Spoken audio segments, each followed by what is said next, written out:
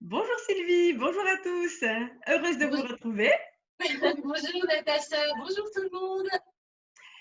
Sylvie, nous nous retrouvons aujourd'hui pour la suite de la vidéo que nous avions réalisée la dernière fois sur la thématique de l'amour de soi.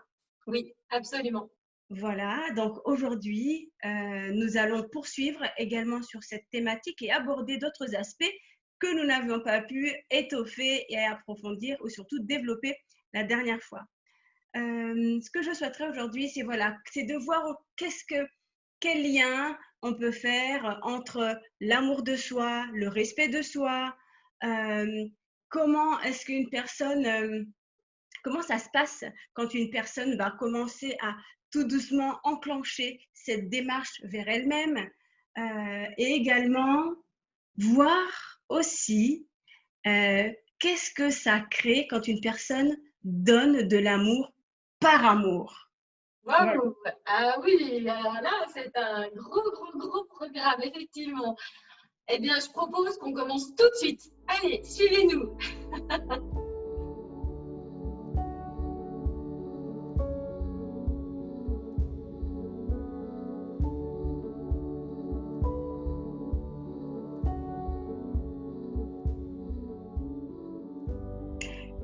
Eh bien, Sylvie, est-ce que tu veux bien nous amener en fait de la clarté, enfin des précisions sur le lien qu'il pourrait y avoir entre l'amour de soi et le respect de soi?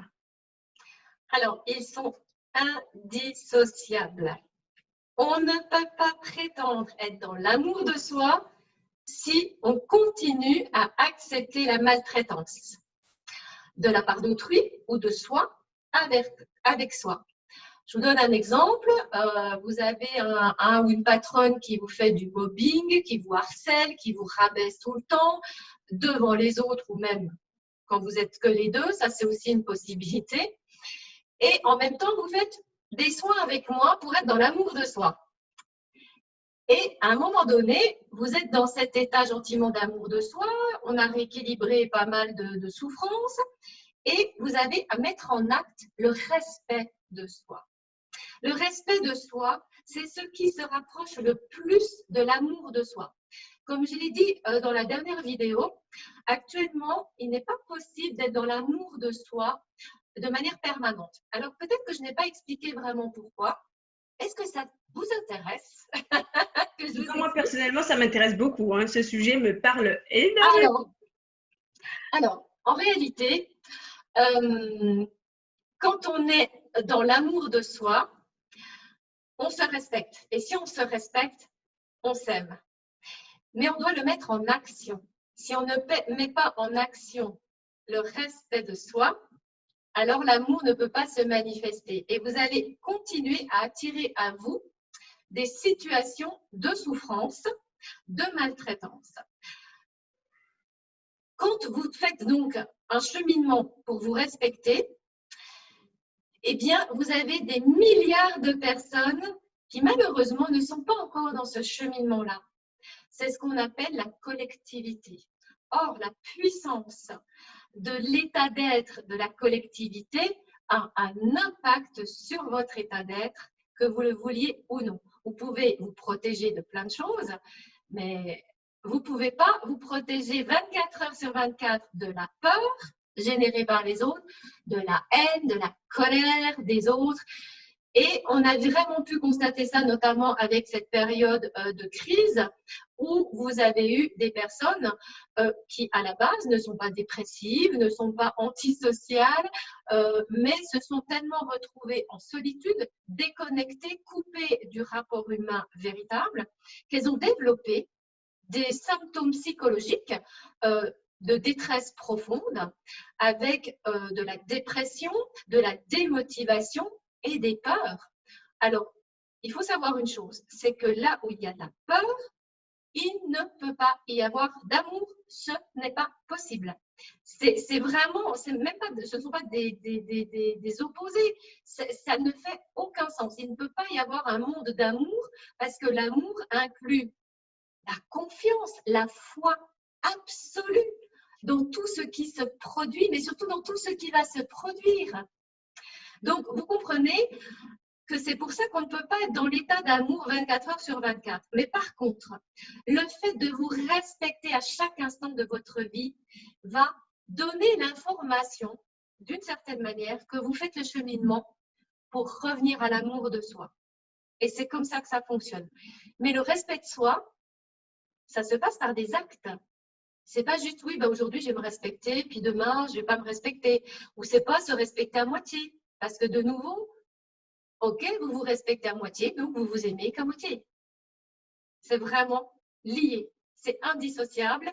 Et l'un et l'autre font partie intégrante du nouvel humain, quelque part. Oui.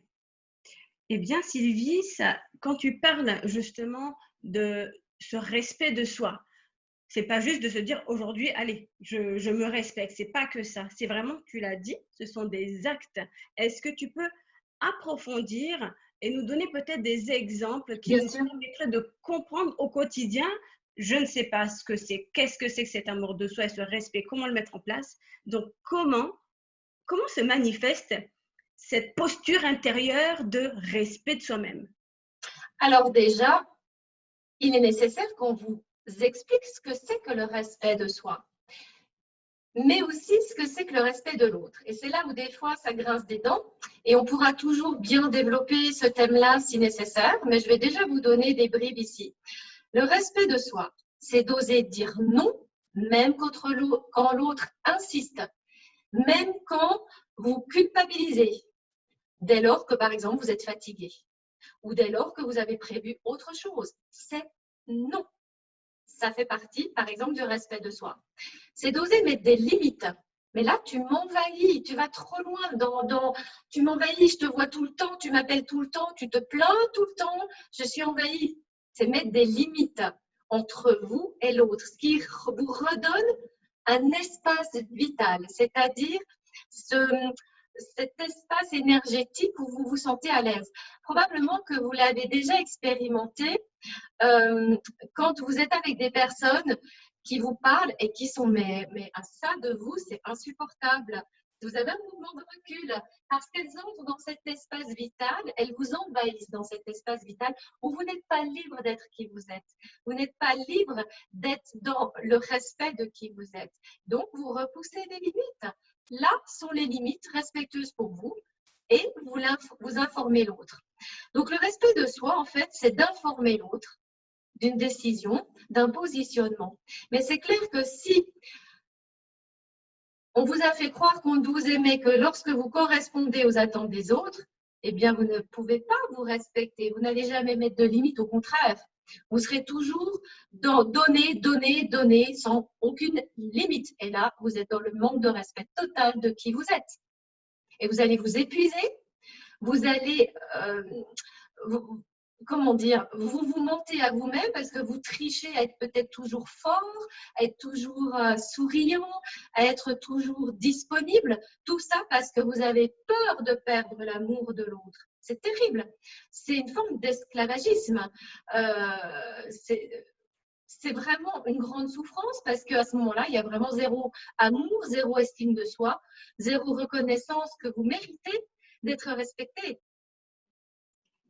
Est-ce que j'ai répondu? Tu as très bien répondu et justement, tu parlais de pouvoir en fait tout donner par amour d'une certaine manière pour justement s'aligner à la personne qui est en face de nous, ne pas s'affirmer, ne pas oser dire non. Alors, est-ce que tu peux nous parler justement de toutes ces personnes qui donnent tout par amour? Alors, tu as utilisé un terme très intéressant. Tu as parlé que par amour, on s'aligne sur l'autre personne. Alors, on fait ce qu'elle attend de nous.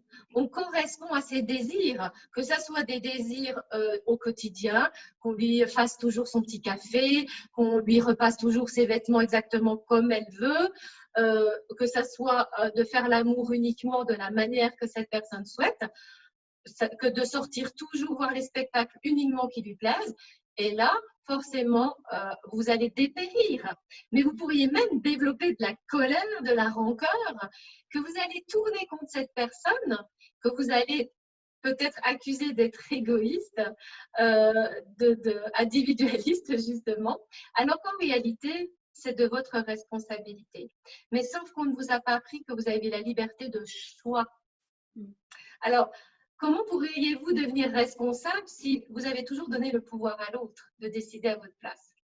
Donc, admettons que vous commencez à vous respecter, à mettre des limites, à dire stop, non, moi j'ai pas envie d'aller dans ton spectacle, j'ai envie plutôt qu'on aille voir un spectacle qui me plaît et ça me ferait plaisir que tu viennes. Mais c'est quoi l'amour? C'est aussi de dire, mais si tu viens pas, c'est pas grave, je ne serai pas vexée, je ne serai pas blessée, je ne vais pas te le faire payer, je ne vais pas me sentir moins aimée parce que je déborde d'amour en moi. Je sais qui je suis, je sais quelle est ma valeur. Je n'ai plus besoin que l'autre me prouve ma valeur ou me démontre que je mérite d'être aimée. Mais ça amène à une forme d'autonomie d'amour et ça peut soit vraiment satisfaire votre partenaire, vos amis qui vont dire oh, mais comme je disais dans la vidéo précédente, mais tu rayonnes, mais tu es épanouie, mais c'est phénoménal, tu transpires la joie et vous aurez envie vous serez dans cet enthousiasme de créer plein de choses, mais vous n'avez plus besoin de l'autre, vous n'avez plus besoin de sa validation, vous n'avez plus besoin de sa protection, de sa sécurité, de ses conseils. Non pas parce que vous n'en avez rien à foutre, non, parce que vous avez cette certitude intérieure, parce que vous avez cet ancrage, cette sécurité vraiment, cette stabilité intérieure qui fait que vous ressentez définitivement ce qui est juste au lieu de penser ce qui est juste de faire ou pas. Vous le ressentez intimement, profondément. Et ça peut perturber les autres. Parce que quand vous commencez à dire non, à dire stop, par amour envers qui vous êtes, si ça fait 10, 15, 20 ans que vous vivez avec la personne, elle dit mais sortez de ce corps. Qui est cette personne que j'ai épousée, que je côtoie depuis 20 ans, que je rabaisse depuis 30 ans et qui tout d'un coup me dit non, je ne suis pas d'accord, non, je ne vais pas sortir avec toi et tu n'as pas intérêt à faire une crise de jalousie, sinon je ne rentre pas du tout de la nuit. Eh bien, ça peut aller au clash. Parce que, comme je le disais précédemment, la plupart des relations d'amour sont basées sur des manques, sur des souffrances. L'amour avec un petit A.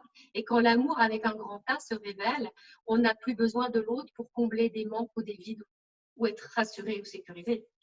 Oui, oui. Donc, c'est très riche et c'est très important, effectivement. Et ça crée une telle liberté aussi Ah oui, vis-à-vis définitivement. ouais, de soi et vis-à-vis des autres. Oui, Et du coup, et oui, vas-y, Sylvie. plus vous vous aimez et Oui. plus vous élevez vos fréquences. Et les fréquences d'amour vont se diffuser plus loin. Donc, soit ça va déranger, soit ça va attirer, mais vous n'allez plus le prendre personnellement. Ça ne vous appartient pas si on vous rejette ou qu'on vous aime quelque part, parce que ça reste au niveau de l'ego et de la blessure de l'autre.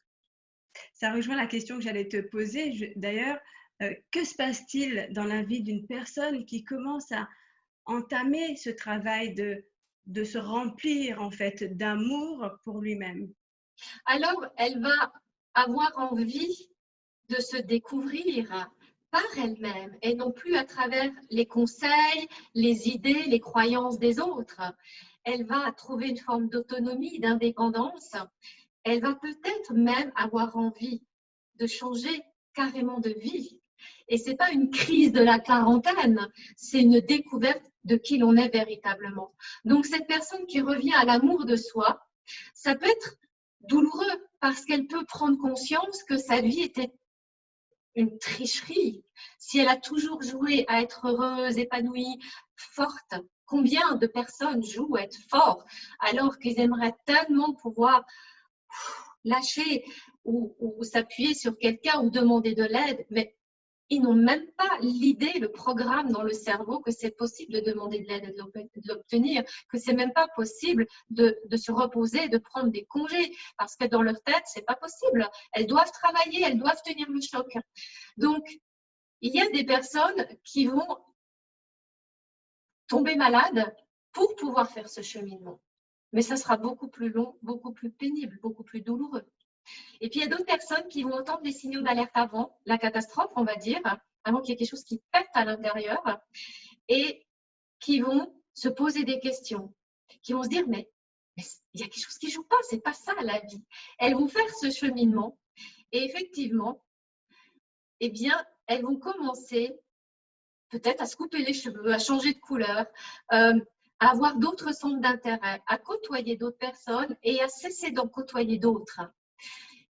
Elles vont peut-être essayer, ça c'est un peu souvent ce que je remarque, de dire aux autres, mais fais ce que j'ai fait, fais ces soins, fais cette méthode, va voir cette personne. Oui, mais peut-être que ça ne correspondra pas à la personne à laquelle, voilà, si vous conseillez ça à votre frère, à votre soeur, à votre maman, à votre ami, à votre conjointe, peut-être que ce n'est pas la bonne personne et c'est peut-être pas le bon moment et ce n'est peut-être pas son chemin d'âme actuellement. Et plus vous serez dans l'amour de qui vous êtes et plus vous serez dans l'amour, comme je disais aussi dans la vidéo précédente, des limites de l'autre, de ses incapacités.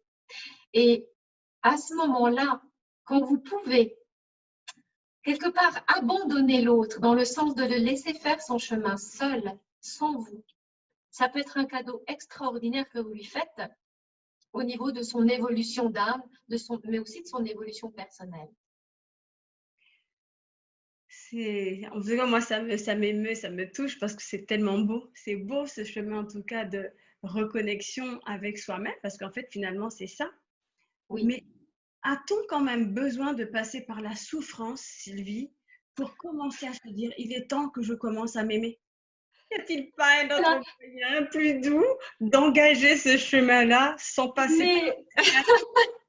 Je suis à 100% d'accord avec toi et j'ai passé un pacte avec moi-même que dorénavant, mon chemin d'évolution ne passerait que par le bien-être, la joie, la découverte, l'émerveillement. Et effectivement, c'est possible. Mais la plupart des êtres humains sont tellement entêtés. D'autres sont tellement identifiés au rôle de victime. D'autres pensent que c'est impossible que leur vie change. D'autres ont des mémoires karmiques transgénérationnelles tellement enquistées qu'il faut un coup de bâton sur la tête, il faut un choc. Et je l'ai vécu aussi. Donc, je ne suis pas différente. Il a fallu aussi que mon âme m'envoie un truc de dingue et que je me retrouve à terre pour que je ne puisse plus résister, c'est-à-dire continuer à tricher avec moi-même, à jouer un rôle qui était aux antipodes de qui je suis vraiment et qui n'était en fait qu'un formatage pour la société, pour les autres êtres humains. Donc, c'est vrai que malheureusement, et surtout, tu comprends, surtout pour les hommes, les hommes, on ne leur a pas appris à écouter leur sensibilité. Ça commence à venir, mais ils ont encore souvent peur du jugement des femmes. Et les femmes, elles ont beaucoup développé leur côté masculin et elles sont souvent très dures avec les hommes. Donc, les hommes ont du mal à développer leur féminité sans se sentir fragiles. Ils ont peur de leur fragilité. Et puis, ils ont ce miroir des femmes qui ont développé leur masculin et qui ne sont pas très tendres et qui sont exigeantes. Donc, ça n'est pas évident. Et parfois, ben oui, il faut qu'un homme s'écroule. Il faut qu'une femme s'écroule. Alors, c'est comme ça que vous avez la plupart du temps des cancers. Les cancers sont générés par le manque d'amour de soi. Et concrètement, surtout chez la femme, c'est très intéressant ce que j'ai observé, c'est que c'est le sein gauche, 9 fois sur 10, qui est atteint par le cancer. C'est l'utérus, les ovaires, le col de l'utérus, les ovaires, la matrice. C'est phénoménal. C'est vraiment les attributs du féminin, de la femme sacrée, le sein qui nourrit ses enfants, la sexualité, le plan de la sexualité sacrée, divine, toutes ces parties qui ont été bafouées.